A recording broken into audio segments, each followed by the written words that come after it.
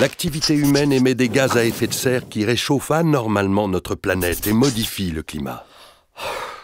Face à ce changement en marche, notre territoire est particulièrement vulnérable. À partir de 2050, un été sur deux ressemblera à la canicule de 2003. La Méditerranée pourrait s'élever de manière importante.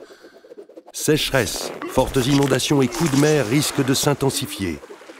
Pour nos enfants, ce sera la réalité. Collectivités, entreprises, citoyens, si nous ne faisons rien, notre économie, notre environnement et nos populations seront fortement impactés. Les objectifs nationaux d'ici 2030 ? Réduire de 40% les émissions de gaz à effet de serre et de 20% notre consommation énergétique qui sera constituée à 32% d'énergie renouvelable. Pour agir localement, nos 6 collectivités travaillent ensemble pour mettre en œuvre un seul et même programme, le plan climat-énergie territorial.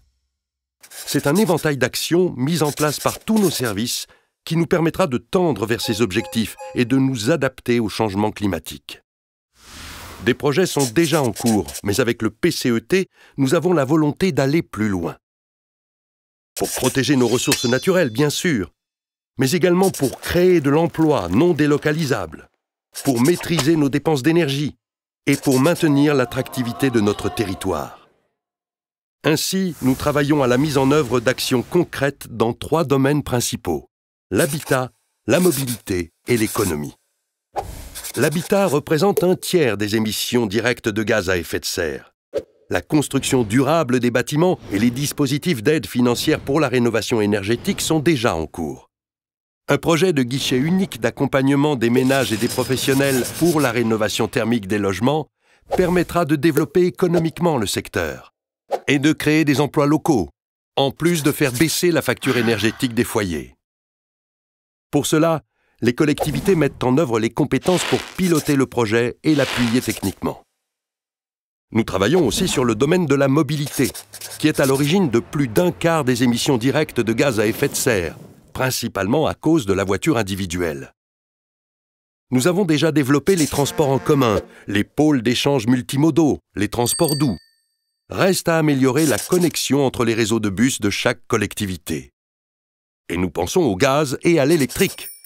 La mise en place de bornes de recharge pour véhicules électriques est une bonne solution pour une meilleure qualité de l'air, tout en rendant le territoire plus attractif. Plusieurs services sont mobilisés sur le projet, pour le dimensionner et le piloter, pour implanter les bornes, pour faire respecter les emplacements à terme. Nous souhaitons également décongestionner nos centres-villes pour qu'ils soient plus respirables et apaisés, mais aussi que la livraison des marchandises aux citoyens et commerçants soit assurée.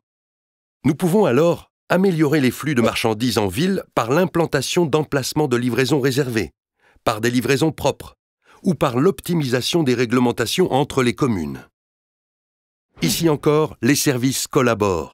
Aménagement des aires de livraison, dialogue avec les transporteurs et les commerçants, évolution de la réglementation. Autre domaine important, l'économie, qui représente plus de 40% des émissions. Nous portons d'ores et déjà des actions pour produire et consommer notre propre énergie renouvelable et ainsi réduire la facture énergétique. Mais nous pouvons aller beaucoup plus loin en mobilisant les entreprises locales et en augmentant notre production. Nous aidons l'agriculture de qualité à s'implanter et à se développer sur notre territoire.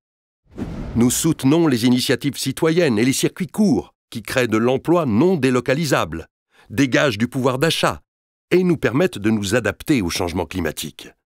Notre ambition est de mobiliser les acteurs de l'économie collaborative pour la mise en œuvre de notre transition énergétique. Finalement, tous les champs de compétences des collectivités sont impliqués dans la mise en place du plan climat-énergie. L'adhésion et la mobilisation de chacun sont alors primordiales à la bonne mise en œuvre de ces actions. L'adaptation au changement climatique, c'est l'affaire de tous, et cela profite à tous. Il reste encore beaucoup à faire.